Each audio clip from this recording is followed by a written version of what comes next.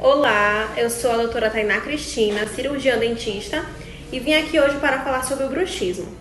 O bruxismo é o ato de ranger os dentes durante a madrugada ou apertamento dentário exagerado durante o dia.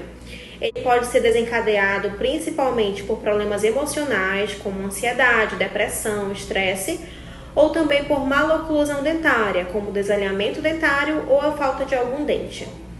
O bruxismo apresenta alguns sinais e sintomas, tais como dores faciais, dor no pescoço, dor de cabeça, dentes doloridos ao acordar, mas o principal sintoma do bruxismo é o dente desgastado. Tá? Se você já observou algum desses sinais ou sintomas, ou alguém já observou por você durante o seu sono, busque um cirurgião dentista. Obrigada!